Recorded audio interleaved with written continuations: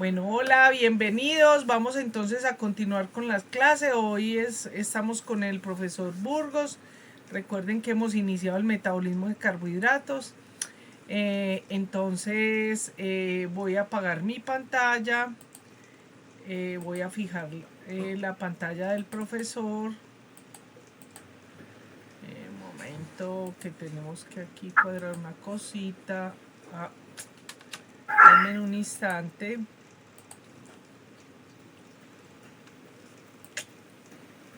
Bueno, muy bien. Bueno, profe, adelante. Muchas gracias, Natalia. Bueno, buenos días. Otra vez, como dice la profesora, vamos a continuar con el metabolismo de los carbohidratos. Hoy vamos a hablar de la glucólisis. Ese es el tema de hoy. Bueno, lo primero que hay que decir es que la glucosa prácticamente es el combustible universal. Todos los sistemas vivos prácticamente utilizan glucosa como combustible. Fue la primera vía que apareció durante la evolución de la vida, cuando la atmósfera era básicamente anaeróbica, no tenía casi oxígeno. Los primeros microbios, los primeros procariotes utilizaban ya la glucólisis y todavía pues se usa no solamente en procariotes, sino en todos los eucariotes. Es una vía que tiene varias ventajas. En primer lugar, se puede utilizar sin oxígeno y con oxígeno. O sea que presenta esa dualidad metabólica que es muy importante.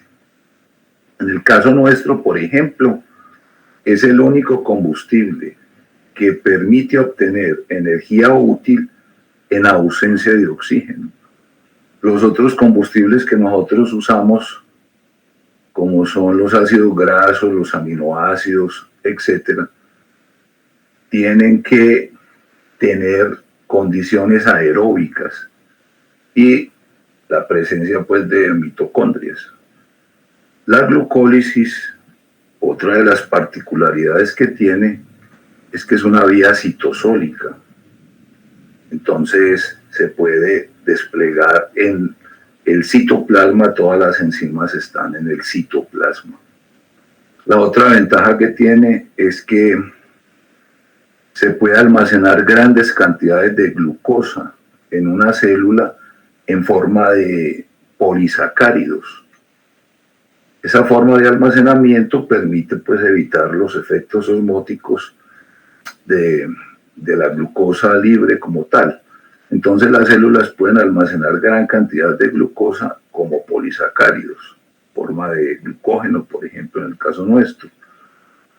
Entonces la glucosa tiene muchas ventajas como combustible. Todas las células del organismo la utilizan como combustible. Incluso en algunos tejidos es el único combustible. Por ejemplo, en los glóbulos rojos que carecen de mitocondrias, es el único combustible. El sistema nervioso central utiliza básicamente la glucosa en condiciones normales. Cuando hay alguna actividad de ayuno prolongado, cuando hay aumento de cuerpos cetónicos, el cerebro puede utilizar cuerpos cetónicos, pero en condiciones normales utiliza básicamente glucosa. Lo mismo las células de la médula renal, lo mismo los espermatozoides, etcétera, etcétera. O sea que es un combustible universal.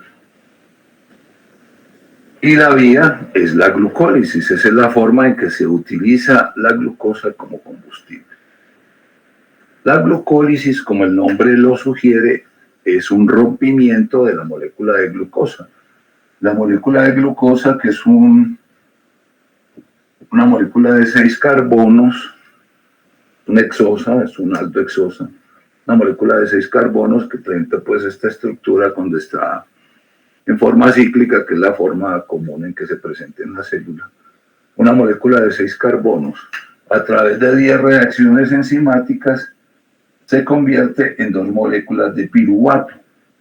El piruvato es un compuesto de 3 carbonos.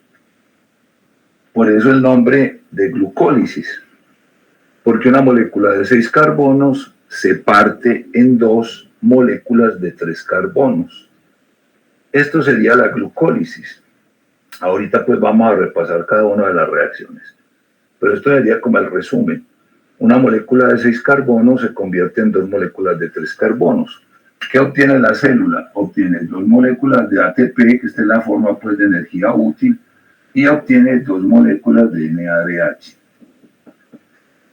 Si la glucólisis terminara hasta ahí, esta sería pues lo que se obtiene. Pero la molécula de piruvato todavía conserva una gran cantidad de energía química que el organismo puede utilizar. O sea que si esta molécula se mete a la mitocondria, se puede continuar la oxidación total hasta CO2 más agua, y eso libera toda la energía pues que tenía la molécula de glucosa desde el principio. Mejor dicho, lo que les mencionaba ahorita, uno puede utilizar glucólisis en condiciones anaeróbicas, glucólisis en condiciones aeróbicas. Ahorita voy a detallar las 10 reacciones, pero antes quiero mencionar otra cosa.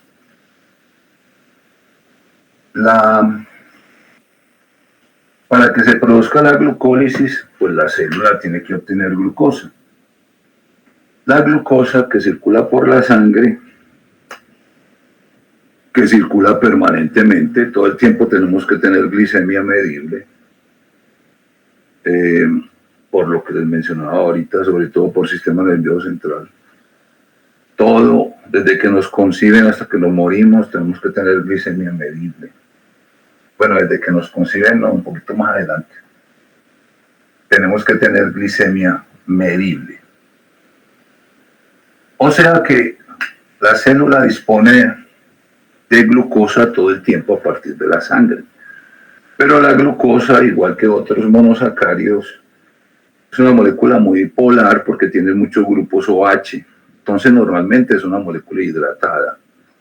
Y esa molécula tan polar no puede atravesar la membrana, la capa pues de la membrana celular. Entonces todas las células necesitan un transportador para ingresar la molécula de glucosa y los otros monosacáridos, galactosa, fructosa, etc. Todas las células tienen que tener por lo menos uno, a veces tienen más de uno. Esos transportadores de las células, de todas las células que son proteínas de membrana, esos transportadores pues se conocen como GLUT. Y la especie humana tiene 14. De los 14 hay uno que está codificado por un pseudogeno, o sea que básicamente son 13 GLUT. Pero el genoma tiene genes para 14, pero 13 solamente son activos. Tenemos GLUT. Esos transportadores GLUT tienen varias características. Primero, solo transportan monosacáridos, porque repito, eso no es solamente para glucosa, por difusión facilitada. Difusión facilitada quiere decir que solo funcionan a favor del gradiente. Si el gradiente es favorable de afuera hacia adentro, entra en glucosa. Que eso es lo que pasa en la mayoría de las células. La mayoría de las células tienen en el citoplasma una concentración de glucosa menor que en la sangre. O sea que el gradiente es favorable para que la glucosa entre. Pero por ejemplo en el hígado, cuando el hígado está haciendo glucógenolisis, o sea que está generando grandes cantidades de glucosa en el citoplasma, el gradiente se invierte. El gradiente es favorable de dentro hacia afuera. Y estos GLUT también pueden hacer eso. Un GLUT puede entrar glucosa o sacar glucosa de la célula. O sea que son transportadores bidireccionales. Tampoco pueden ser concentrativos porque no gastan energía. O sea, a través de un GLUT no se puede coger toda la glucosa de un lado y pasarla para el otro lado de la membrana. No pueden ser concentrativos, no pueden concentrar. Por eso tenemos otros transportadores de monosacáridos que se llaman SGLT, que están acoplados al gradiente de sodio, que gastan energía, y esos sí son concentrativos, pero eso funciona en ese enterocito y en las células renales. Pero las células, el resto de las células contienen GLUT. Entonces son sistemas bidireccionales, pueden entrar o sacar glucosa. No gastan energía, no son concentrativos. Y tenemos una familia extensa de GLUT y cada célula tiene un GLUT característico. Y los GLUT tienen sus propiedades cinéticas particulares dependiendo del tejido en el cual estén. Voy a poner un ejemplo. El GLUT1, que es el que está más ampliamente distribuido, prácticamente casi todas las células tienen GLUT1.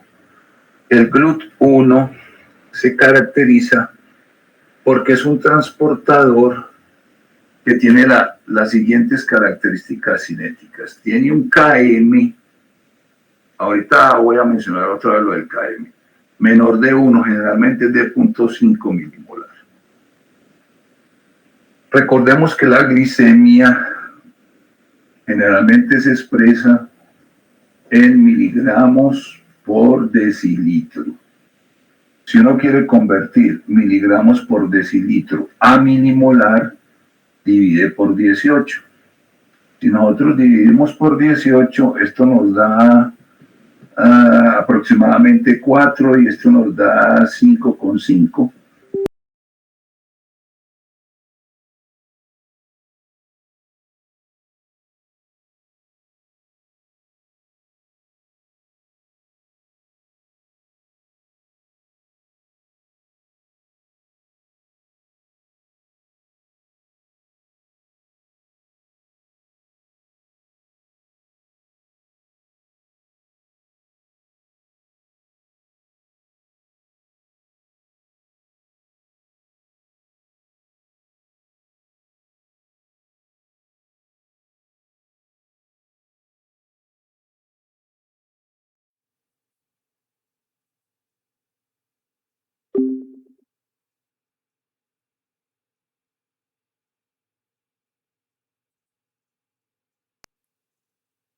Es un Km muy bajito, 0.5 milimolar, quiere decir que tiene una gran afinidad por la glucosa. Profe, me disculpa, es Hola. que se me cayó el internet, entonces si puede repetir como, o sea, cuando usted empezó a decir... ¿Desde dónde, Natalia? Como desde, usted dijo que estaba en 5,5, ahí, creo que no había empezado a explicar.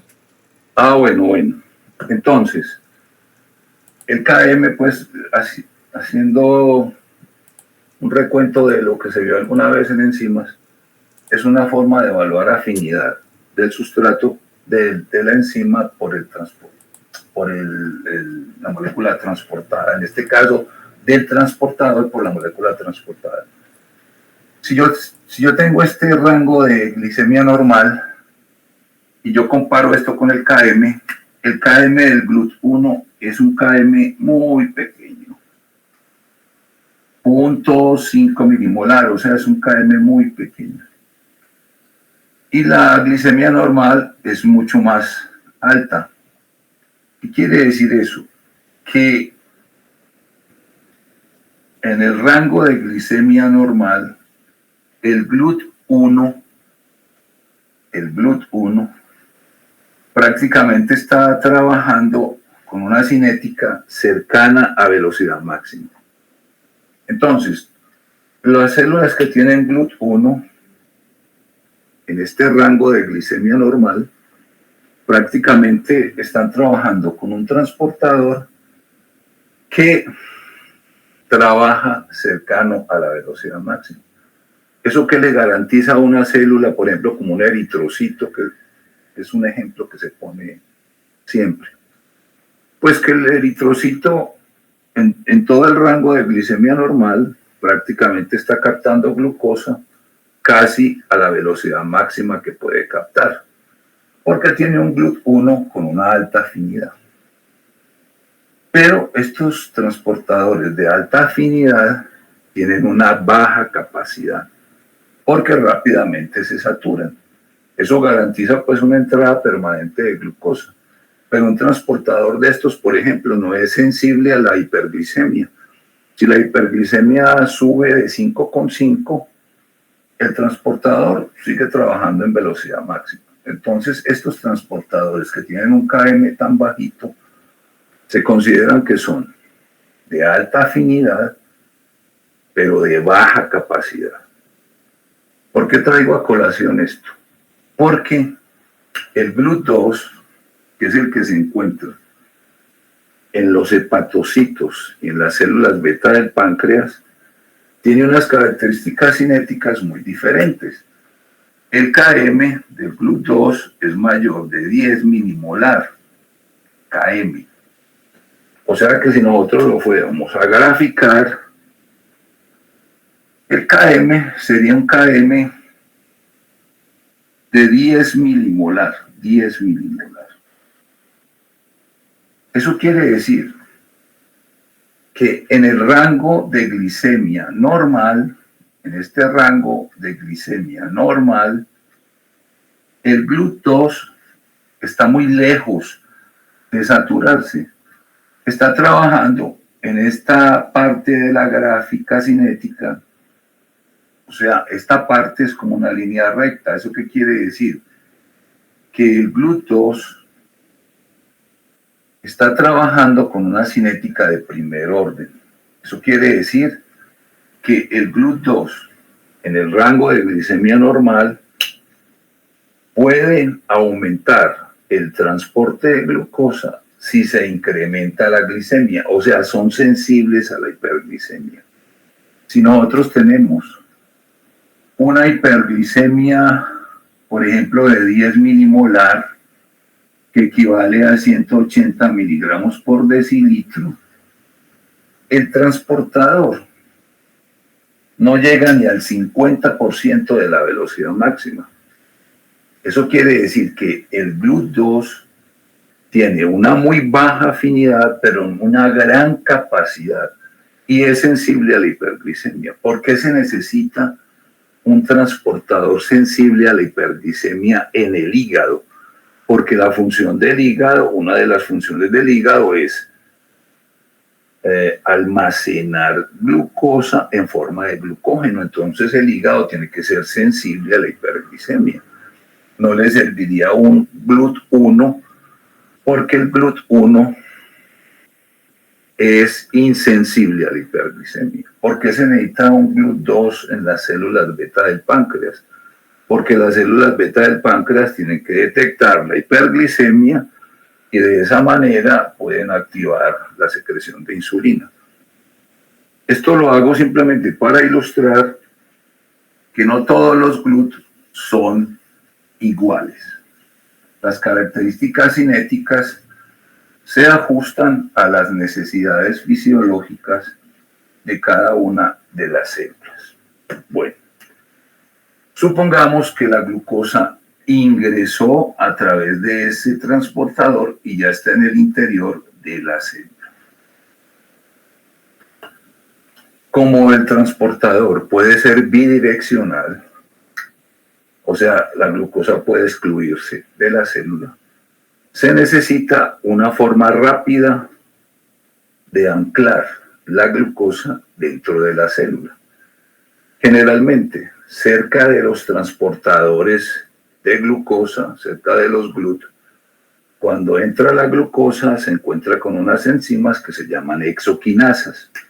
Las exoquinasas que están presentes en todas las células, las exoquinasas están en la región del citoplasma que queda cercana a los GLUT. Porque cuando una glucosa entra, lo que hace se encuentra con una exoquinasa.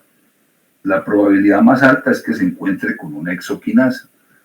¿Qué hace la exoquinasa? Las exoquinasas son transferasas, pertenecen al grupo 2, tienen la característica de coger una molécula de ATP que tiene 3 fosfatos,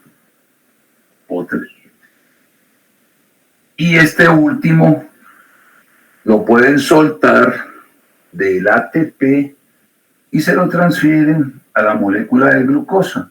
Entonces la molécula de glucosa queda convertida en glucosa 6-fosfato. Y como esto tiene carga negativa, esta molécula ya fosforilada no puede salir por el transportador. El transportador ya no reconoce esta molécula de glucosa 6-fosfato porque tiene una carga negativa y tiene pues un radical adicional que es el fosfato. Esta primera reacción, que consiste en que la glucosa más el ATP se convierte en glucosa 6-fosfato más ADP, esta primera reacción es irreversible en las condiciones celulares del organismo. En las condiciones del organismo, esta reacción es irreversible.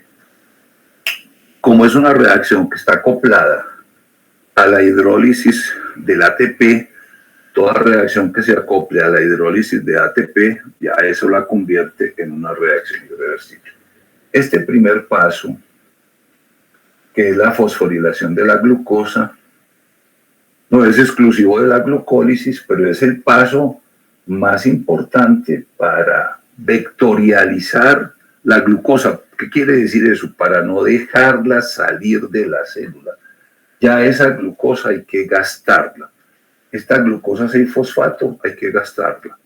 Pues si estamos en una célula diferente al hepatocito, porque el hepatocito tiene, como todo el mundo seguramente sabe o se acuerda, el hepatocito tiene una enzima adicional que no tienen otras células, que es la glucosa 6-fosfatasa, que le quita ese fosfato y por eso es que el hepatocito puede exportar glucosa cuando se necesita.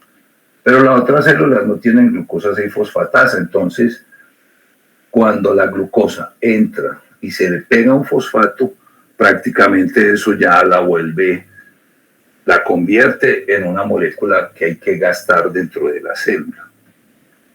Esta primera reacción es fundamental, por lo que les acabo de decir, porque evita que la glucosa refluya a la sangre. La otra característica es que mantiene el gradiente favorable por más tiempo. Si la molécula de glucosa se está convirtiendo en glucosa 6-fosfato, el gradiente de afuera hacia adentro se mantiene ventajoso para que el transportador entre glucosa y no saque glucosa. Les decía que esta reacción no es característica de la glucólisis porque es que la glucosa 6-fosfato es una molécula de entrecruzamiento metabólico. Hay unas moléculas que son encrucijadas metabólicas. La glucosa 6-fosfato es una molécula de encrucijada metabólica. ¿Qué quiere decir? Que ahí se cruzan varias vías metabólicas. La glucosa 6-fosfato se puede convertir pues en piruvato a través de la glucólisis, pero la glucosa 6-fosfato también se puede utilizar para almacenar glucógeno, por ejemplo. A partir de esta molécula se sintetiza el glucógeno. La glucosa 6-fosfato se puede meter en la vía de las pentosas. La vía de las pentosas es una vía también de oxidación de glucosa, pero con otros fines, no son fines energéticos, sino que es más que todo para sintetizar ribosa 5-fosfato cuando se va a hacer síntesis de nucleótidos, o para sintetizar NADPH, que es una coenzima de óxido reducción que funciona en las vías anabólicas. Y, por ejemplo, si estamos en el hígado o en otros tejidos, por ejemplo, la glucosa 6-fosfato se puede convertir también en ácido glucurónico, que se utiliza para los heteropolisacáridos de la matriz extracelular. Esto es lo que se llama una molécula de encrucijada metabólica, y si estamos en el hígado, esto se puede volver a convertir en glucosa libre y sale de la célula. Entonces, como ven, la glucosa 6-fosfato se puede utilizar para diferentes fines dependiendo de las necesidades particulares de cada célula. Aquí nos vamos a referir exclusivamente a la glucólisis.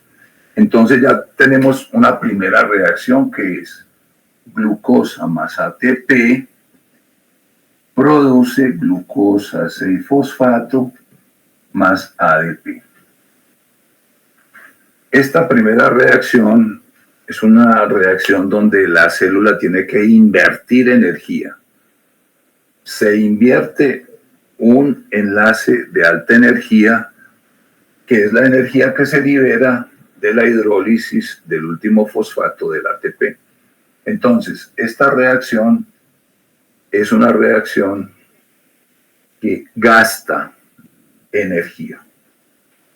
Después la glucosa 6-fosfato por una isomerasa se convierte en fructosa 6-fosfato. Eso es una isomerasa, esto es una reacción reversible en las condiciones intracelulares. Esa glucosa 6-fosfato isomerasa puede convertir la molécula en fructosa 6-fosfato. La glucosa y la fructosa pues son isómeros. Después viene otra reacción que es una reacción muy importante en la glucólisis, la fructosa 6-fosfato. Reacciona con ATP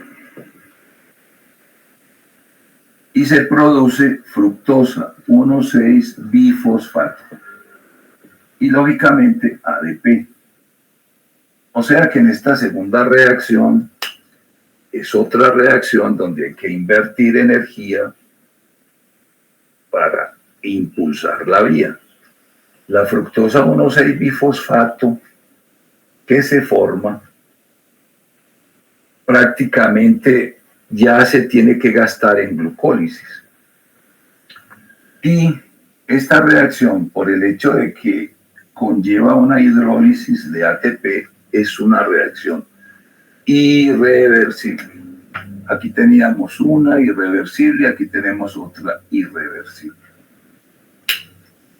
Esta reacción es catalizada por una enzima que se llama fosfofructoquinasa 1.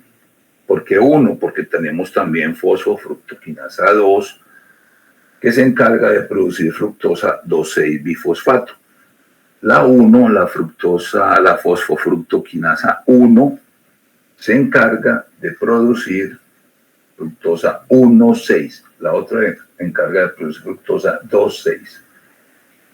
Estas dos reacciones, que son irreversibles, son catalizadas por enzimas reguladoras. Ambas enzimas son puntos de regulación. Se considera que la fosfofructoquinasa es el punto de regulación primaria de la glucólisis, por eso está ubicada al principio de la vía. Las hexoquinasas también tienen esa característica. Las hexoquinasas también responden a efectores. El principal efector negativo es la misma glucosa 6-fosfato. La glucosa 6-fosfato puede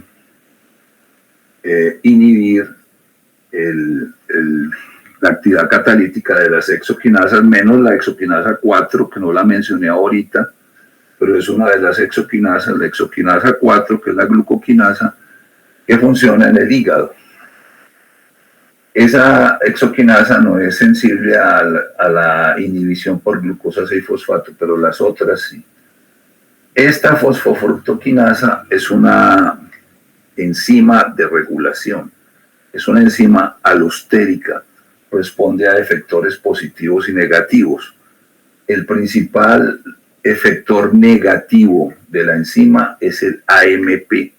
Altas concentraciones de AMP en la célula indican que hay una baja cantidad de energía metabólica. En cambio, cuando la concentración de ATP es alta, el ATP actúa como un efector negativo y la enzima disminuye su actividad. Una concentración alta de ATP indica que la célula tiene buenas reservas de energía. Entonces, por eso se desconecta la glucólisis. Lo mismo pasa con el citrato. El citrato es un efector negativo de esta enzima.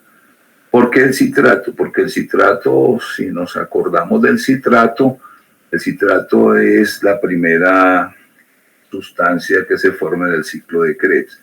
Y como el ciclo de Krebs puede funcionar a partir de carbohidratos, pero también a partir de lípidos, de ácidos grasos, una alta concentración de citrato le está indicando a la célula que hay una buena oxidación de ácidos grasos, que el ciclo de Krebs está funcionando muy bien. Entonces la célula enlentece o desconecta la glucólisis. Por eso el citrato es un efector negativo. Eso permite sincronizar la glucólisis con la oxidación de ácidos grasos. Bueno, la fructosa 1,6-bifosfato. ¿Qué tenemos ahí? Lo que tenemos ahí es una molécula de fructosa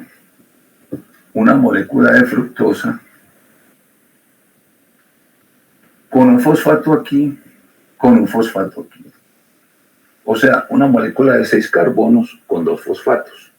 Pero esos fosfatos vienen de ATP, o sea que equivalen a gasto de energía.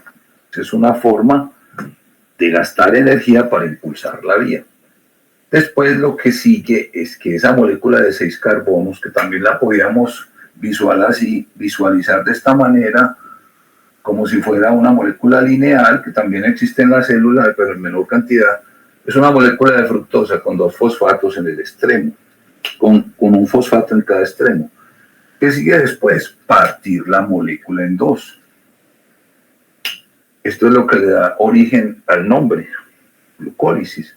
La enzima que sigue, que se llama aldolasa, la aldolasa parte esta molécula de 6 carbonos en 2 moléculas de 3 carbonos, se llama aldolasa.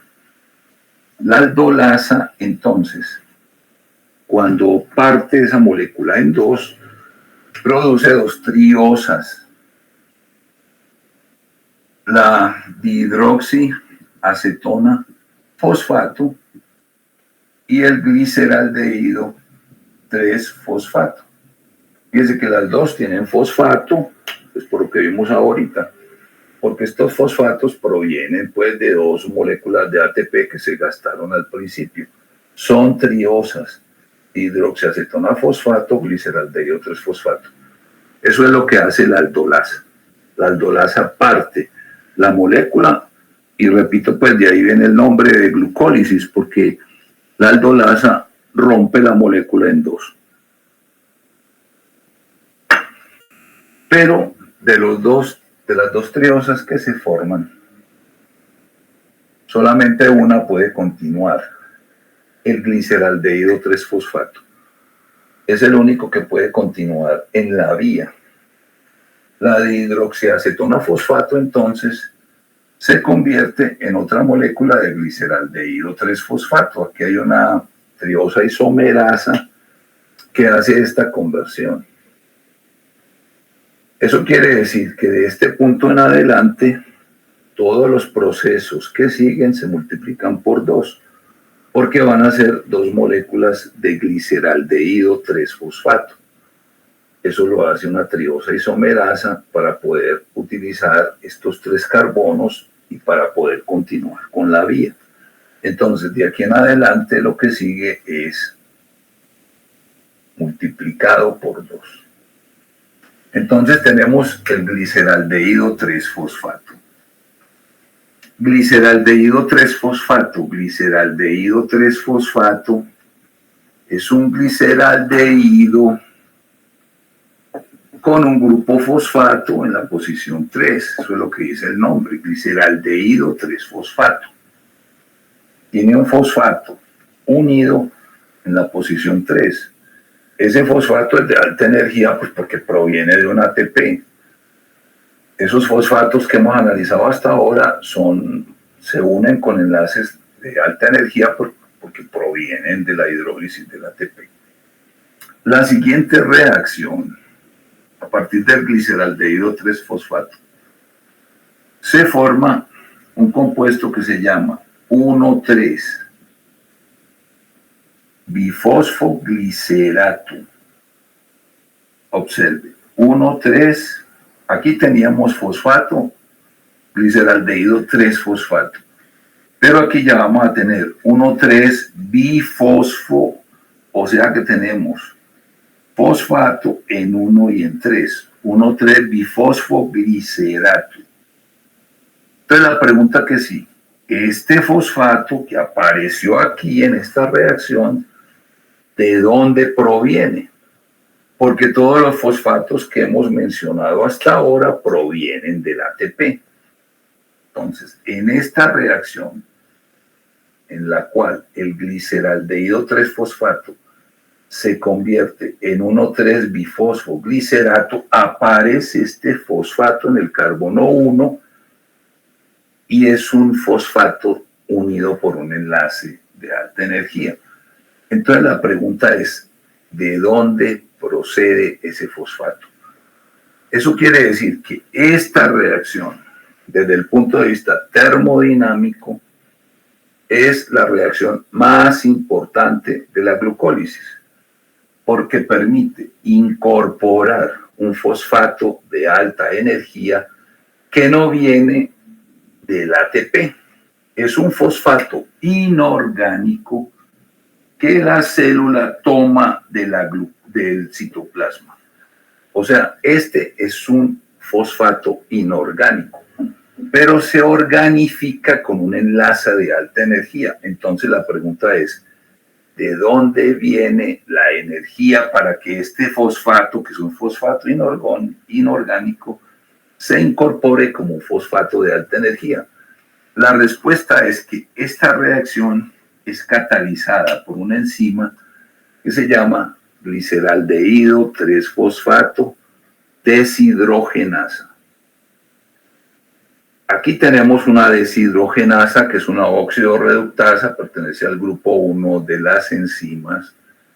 Las deshidrogenasas se caracterizan porque, como el nombre lo dice, son enzimas que retiran 2 átomos de hidrógeno de algún sustrato. Esta deshidrogenasa, por ejemplo, es una deshidrogenasa dependiente de NAD, porque esa es otra característica de las deshidrogenasas. O seguramente ustedes se acuerdan, las deshidrogenasas tienen una necesidad absoluta de su respectiva coenzima. Y esa dependencia de la coenzima implica que la coenzima tiene que estar presente en el sitio catalítico para que la deshidrogenasa pueda deshidrogenar. Entonces, cuando una deshidrogenasa deshidrogena, retira 2 átomos de hidrógeno, 2 protones, 2 electrones. La enzima le va a recibir esa carga de electrones. Entonces, el NAD, que es una coenzima de óxido-reducción, o sea que puede estar en forma oxidada o reducida, se requiere en este paso, porque la enzima va a provocar una transferencia de electrones y la energía que se libera de esa transferencia de electrones es la que se utiliza para unir este fosfato. O sea que esta deshidrogenasa aprovecha el proceso redox que se va a generar en esta reacción y la energía que se libera de esa oxidación es la que se aprovecha para unir este fosfato con alta energía. O sea que desde el punto de vista termodinámico, esta es la reacción más importante porque implica una ganancia neta de un fosfato de alta energía, que es este, a raíz de la oxidación del NAD. Entonces aquí entra NAD más, que es la forma oxidada de la coenzima, y sale NADH más H. Recuerden que esta es la forma reducida, y recuerden que la coenzima del NAD, que viene pues de la nicotinamida, de la niacina, que es la vitamina B3, el NAD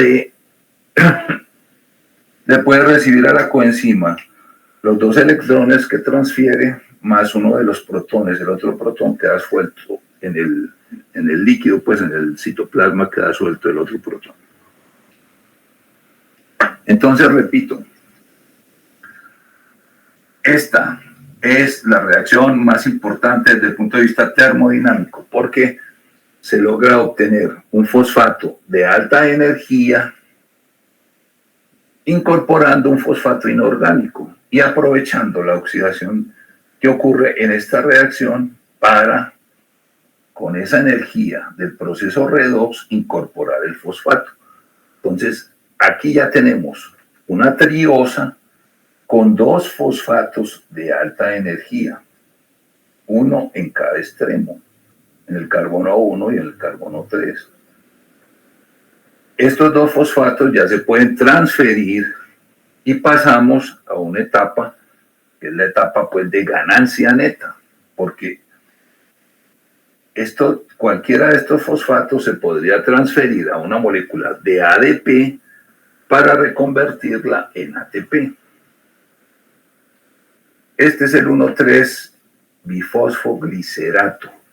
En la siguiente reacción se requiere ADP. ¿Por qué se requiere ADP? Porque la enzima que sigue va a transferir este fosfato al ADP. Entonces aquí se va a sintetizar ATP a partir de ADP, y el 1,3 bifosfoglicerato se va a convertir en 3-fosfoglicerato. O sea que este fosfato del carbono 1,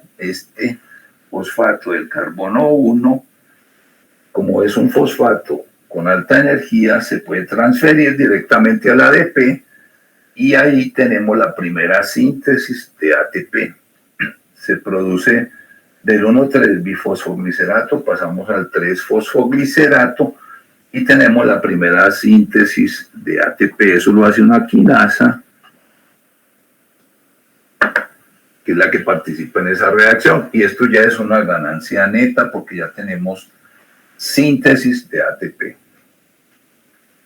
Después hay que hacer una modificación, pasar para incrementar la energía del fosfato todavía más. El 3-fosfoglicerato se convierte en 2-fosfoglicerato, o sea, se pasa el fosfato de la posición 3 a la posición 2, después se deshidrata por una enolasa, se deshidrata y se convierte en fosfenolpiruvato.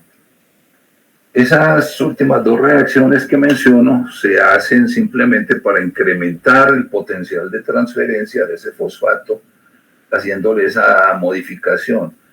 Pasar primero el fosfato al carbono 2 y después deshidratarlo. Esta fosfenolpiruvato que se forma es un compuesto de alto nivel energético. O sea que ese fosfenolpiruvato ya tiene todas las capacidades para transferir ese fosfato a otra molécula, y la otra molécula es una molécula de ADP.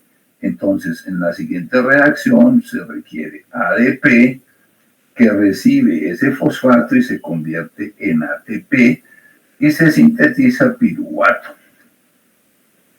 Y ahí prácticamente termina la glucólisis. Partimos de una molécula de 6 carbonos y llegamos a una molécula de 3 carbonos.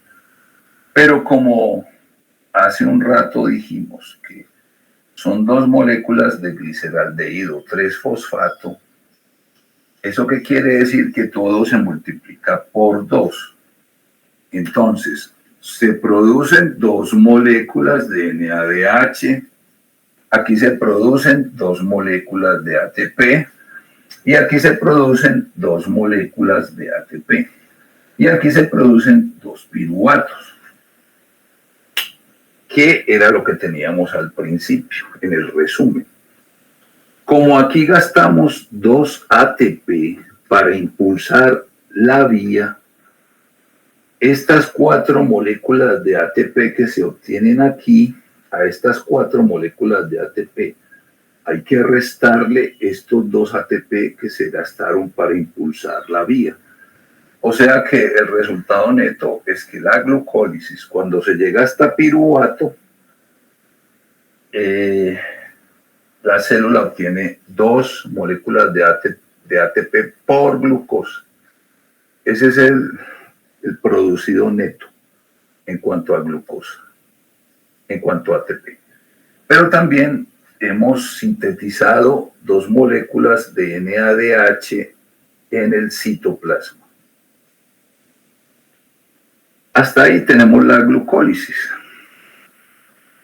Es una vía que permite, repito, obtener 2 ATP y 2 moléculas de NADH, 2 moléculas de piruvato y se gasta una molécula de glucosa. La pregunta que sigue es, ¿qué pasa con el piruvato? ¿Qué se obtiene de estas primeras reacciones de la glucólisis? Entonces, el destino del piruvato depende de varias características de la célula que estemos considerando. El destino de estas 2 moléculas de piruvato. Recuerden que este es el piruvato, que viene pues del ácido pirúvico, pero el ácido pirúvico tiene un pK muy bajo, entonces por eso hablamos de la base conjugada de piruvato. El ácido pirúvico tiene un pK menor de 4, entonces en condiciones normales no está como ácido pirúvico, sino como piruvato, o sea, la base conjugada. ¿Qué pasa con estas 2 moléculas de piruvato? Eso depende de las condiciones celulares particulares. Fíjense que hasta ahí es una única glucólisis. Convertir glucosa en 2 moléculas de piruvato. Pero el destino del piruvato depende. ¿De qué depende? Depende de si estamos en una célula que tiene mitocondrias o que no tiene mitocondrias. Depende de si la célula, a pesar de tener mitocondrias, tiene un buen suministro de oxígeno o tiene una hipoxia relativa. Depende básicamente de esas 2 cosas. Si la célula no tiene mitocondrias, como es el glóbulo rojo, por ejemplo, no tiene mitocondrias, el piruvato, estas 2 moléculas de piruvato se convierten en 2 moléculas de lactato, o sea, se cataliza una reacción adicional, que es esta, y la molécula de piruvato se convierte en lactato. Esa reacción adicional, la pregunta que surge es, ¿por qué si la célula no tiene mitocondrias hay que hacer esa reacción adicional? ¿Por qué no simplemente el glóbulo rojo expulsa piruvato a la célula, a la sangre? El glóbulo rojo no expulsa piruvato, sino que expulsa lactato. Esta reacción adicional se requiere por lo siguiente. Durante la glucólisis sintetizamos 2 moléculas de NADH a partir de 2 moléculas de NAD. Recuerden cuando vimos la reacción catalizada por la gliceraldehído 3-fosfato deshidrogenasa, en esa reacción se produce NADH. Se gasta NAD, se produce NADH.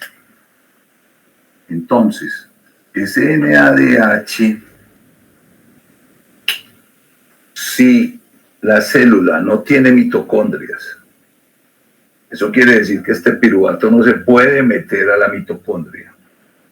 Si la célula carece de mitocondrias, este NADH hay que reoxidarlo de nuevo para que la glucólisis continúe, porque la gliceraldehído 3-fosfato deshidrogenasa utiliza es NAD, o sea, la forma oxidada, y la convierte en la forma reducida. Si no hubiera una forma de recuperar el NAD, todo el NAD se gastaría como NADH y rápidamente la glucólisis se suspendería en el paso de la gliceraldehído 3-fosfato deshidrogenasa por falta de NAD. ¿Por qué se produce esta reacción adicional cuando la célula no tiene mitocondrias, como es un glóbulo rojo? Esta reacción está catalizada por la lactato deshidrogenasa, que es una enzima que necesita NADH y lo convierte en NAD. De esa manera podemos recuperar el NAD que necesita la gliceraldehído 3-fosfato deshidrogenasa. Si ustedes observan, recuerde que es NADH más H, si ustedes observan cuál es la diferencia entre un piruvato y un lactato, son estos dos átomos de hidrógeno.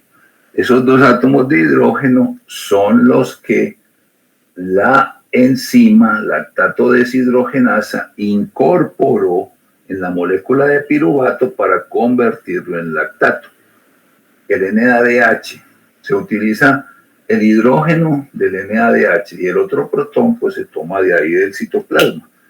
Entonces la enzima, la lactato deshidrogenasa, transfiere dos átomos de hidrógeno a esta molécula de piruvato, pone uno aquí, pone otro aquí, en este carbono, y la molécula se convierte en lactato.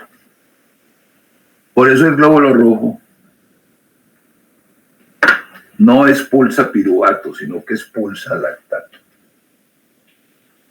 Cuando nosotros estamos en estas condiciones, decimos que la glucólisis se procede en condiciones anaeróbicas.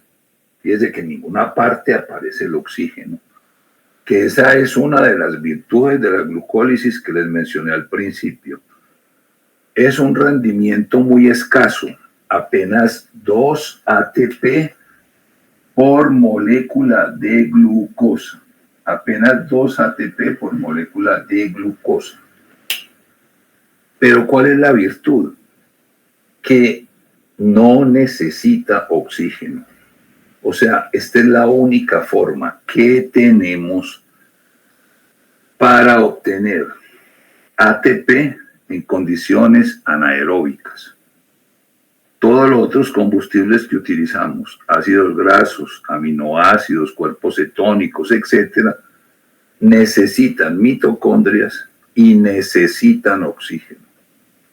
Por eso, esta vía es fundamental para células como el glóbulo rojo, por ejemplo. Pero también se puede activar cuando tenemos células con un bajo suministro de oxígeno. O sea, cuando la célula está recibiendo una sangre con un bajo suministro de oxígeno, esto en una hipoxia relativa. Por ejemplo, las células de la médula renal. Las células de la médula renal, las que están metidas más adentro en el riñón, no de la corteza, sino de la médula, son células que funcionan más o menos en condiciones de una hipoxia relativa. Las células de la médula renal utilizan mucha glucólisis anaeróbica, o sea, en condiciones anaeróbicas. Lo mismo cuando uno hace una actividad física intensa, hay ciertas fibras musculares que pueden proveer energía en esas condiciones extremas de demanda energética, en donde la célula se somete a unas condiciones de hipoxia relativa y uno se vuelve productor de lactato. Entonces, normalmente nosotros tenemos lactato circulando, o sea, nosotros tenemos lactatemia medible todo el tiempo, porque ese lactato proviene de los eritrocitos. Obligatoriamente el eritrocito tiene que convertir la glucosa en lactato y obtener 2 ATP por glucosa. Entonces, todo el tiempo tenemos lactatemia medible. Ese lactato, el organismo no lo puede descartar, echar pues como al exterior, porque todavía posee una gran cantidad de energía química. Por eso este lactato, cuando va, por ejemplo, al hígado, cuando pasa por el hígado puede coger el lactato y reconvertirlo en glucosa a través de la gluconeogénesis. Nosotros no desperdiciamos esa molécula porque es una molécula con un alto contenido de energía química. La reconvertimos en glucosa. Entonces, de esa manera termina la glucólisis en condiciones anaeróbicas.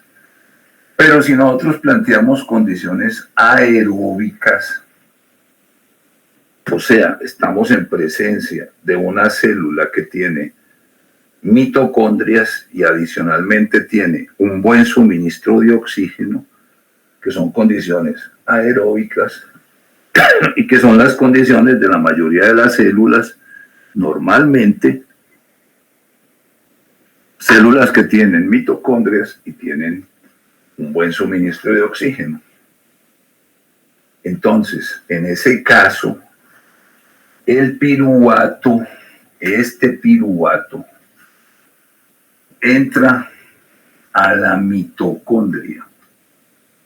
Tenemos unos transportadores que se llaman MCT, quiere decir transportadores de monocarboxilato. Los MCT que transportan piruvato, transportan lactato, transportan cuerpos cetónicos, transportan varias moléculas, se llaman transportadores de monocarboxilato. Monocarboxilato es una molécula que solamente tenga un grupo de estos, CO-. CO- quiere decir carboxilato. El lactato, por ejemplo, es un monocarboxilato. El piruvato es un monocarboxilato. El acetoacetato, que es un cuerpo cetónico, es un monocarboxilato. Esos transportadores de monocarboxilato, uno de ellos coge el piruvato y lo mete a la mitocondria. Cuando estamos en condiciones aeróbicas, este piruvato dentro de la mitocondria se somete a la actividad de la piruvato deshidrogenasa, que convierte el piruvato en acetil-CoA. Y aquí se utiliza una molécula de NADH que se convierte en NADH intramitocondrial, porque de aquí en adelante ya estamos dentro de la mitocondria. Como todo el mundo sabe, la acetil-CoA se mete al ciclo de Krebs y aquí se liberan unas coenzimas, 3-NADH, un FADH2, una molécula de GTP, y estas coenzimas pasan a la cadena respiratoria y a partir de las cadenas respiratorias se genera un gradiente de protones y con el gradiente de protones hacemos fosforilación oxidativa, o sea que sintetizamos ATP. Y durante todo este recorrido adicional, la molécula de piruvato se convierte en CO2 más agua, que expulsamos al exterior y obtenemos más energía. La oxidación completa de estos dos piruvatos hasta llegar al final, hasta llegar a la fosforilación oxidativa, 2 moléculas de piruvato pueden proveer 30 o 32 moléculas de ATP, o sea, es mucho más que la oxidación anaeróbica, pero repito, la oxidación anaeróbica no requiere oxígeno, en cambio todo este camino requiere oxígeno. Hay que tener oxígeno para sostener la cadena.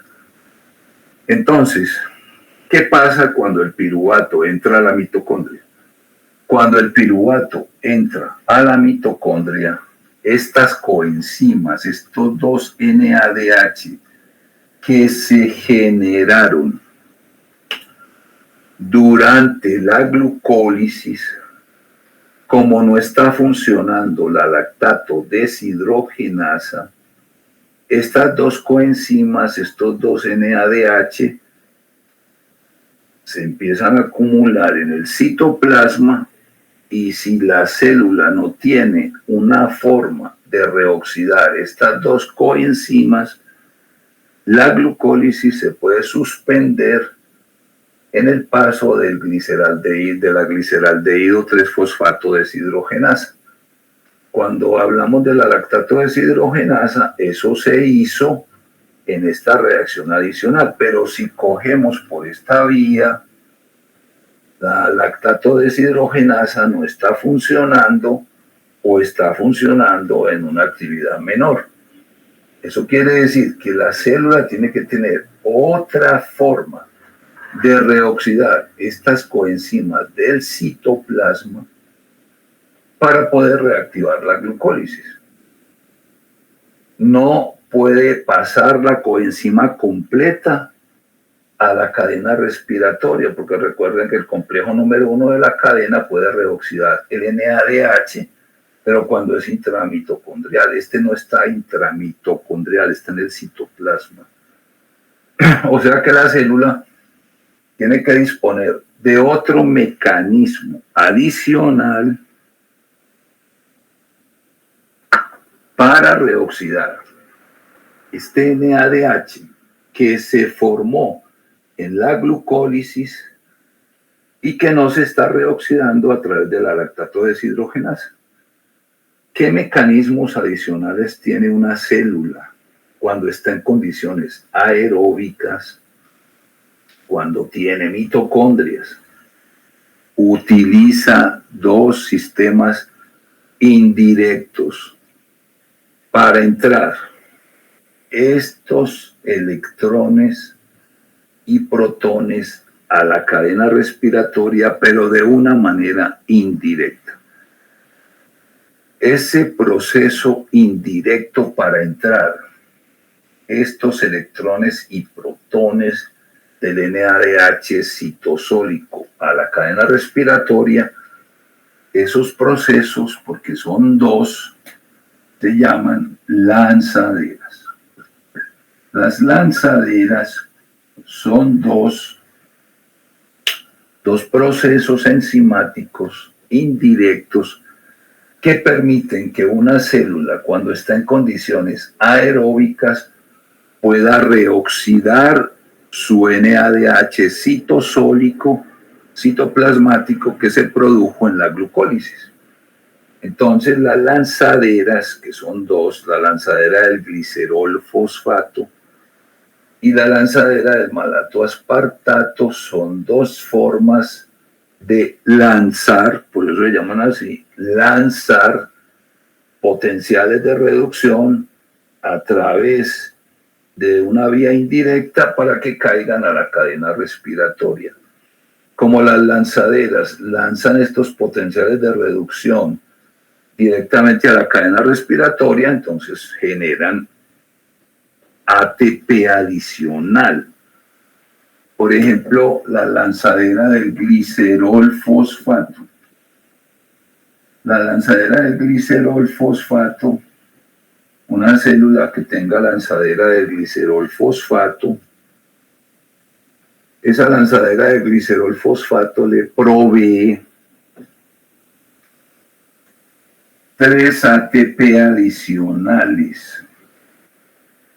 Y una lanzadera que tenga malato aspartato, esa lanzadera provee 5 ATP adicionales. Por eso les decía ahora, si una célula oxida totalmente la glucosa hasta CO2 más agua, puede obtener 30 o 32 moléculas de ATP. ¿A qué se debe esta diferencia? A las lanzaderas. Si la célula tiene lanzadera de glicerol fosfato, obtiene 30 ATP por glucosa.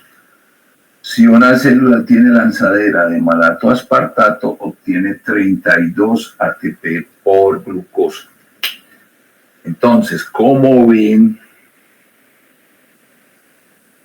cuando la molécula de glucosa se oxida en la mitocondria hasta CO2 más agua, la molécula puede obtener 15 o 16 ATP más que si estamos en condiciones anaeróbicas. En condiciones anaeróbicas tenemos que por cada glucosa se producen 2 ATP. En condiciones anaeróbicas, en condiciones aeróbicas tenemos que por cada glucosa se producen 30 ATP o 32 ATP. Eso quiere decir que la oxidación de la glucosa en condiciones aeróbicas es 15 o 16 veces más efectiva que la oxidación anaeróbica de glucosa. Pero repito lo que he dicho varias veces, ¿cuál es la gran virtud de estos 2 ATP? Que son los únicos ATP que podemos obtener en condiciones anaeróbicas. La glucosa es el único combustible que provee energía sin oxígeno. Pero si las condiciones son aeróbicas, entonces el rendimiento es muchísimo mayor porque todos los carbonos de la glucosa fueron convertidos en CO2 más agua. En cambio, cuando se llega a piruvato, aquí todavía tenemos una alta, sobre todo en estos carbonos que están reducidos, o sea que tienen mucho hidrógeno, todavía hay una alta cantidad de energía. Esto es lo que da origen a lo que se llama el efecto Pasteur.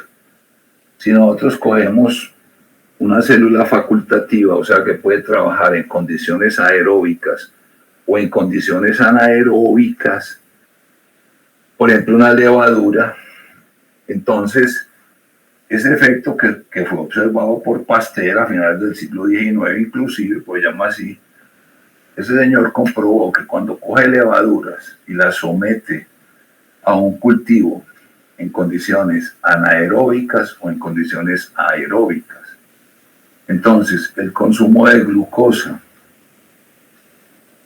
si la célula, si el cultivo se somete a condiciones anaeróbicas, el consumo de glucosa se mantiene en este nivel. Pero cuando se mete oxígeno, el consumo de glucosa cae a este nivel. Eso es lo que llama el efecto Pasteur. Una célula facultativa en condiciones anaeróbicas consume muchísima más glucosa que en condiciones aeróbicas. La explicación de eso es la que tenemos aquí. En condiciones anaeróbicas solamente se producen 2 ATP por glucosa, entonces hay que consumir mucha glucosa para producir el ATP que necesita la célula. Pero si nosotros metemos condiciones aeróbicas, el consumo de ATP, la producción de ATP se multiplica, entonces el consumo de glucosa disminuye. Eso se llama el efecto Pasteur y la explicación del efecto Pasteur es lo que hemos revisado hasta ahora. En resumen, eso es lo que tenemos. En eso consiste la glucólisis.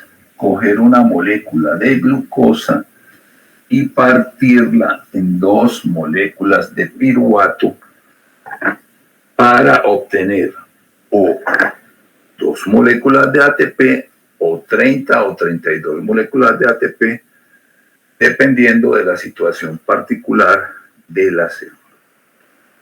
Con eso ya termino esta parte de glucólisis. Si tienen alguna duda o si no, yo ya terminé. Natalia, ya terminé. Hola, profe. Bueno, si alguien tiene dudas. Muy bien. Bueno, entonces damos por terminada la clase. Recuerden que se sube a la plataforma. Está en cada uno de los módulos. Bueno, chao, gente. Hasta luego, Dayana, Edna. Hasta luego, muchas gracias. Que estén bien. Chao, profe. Hasta Chao, que estén luego, bien. chao. Voy a parar el video.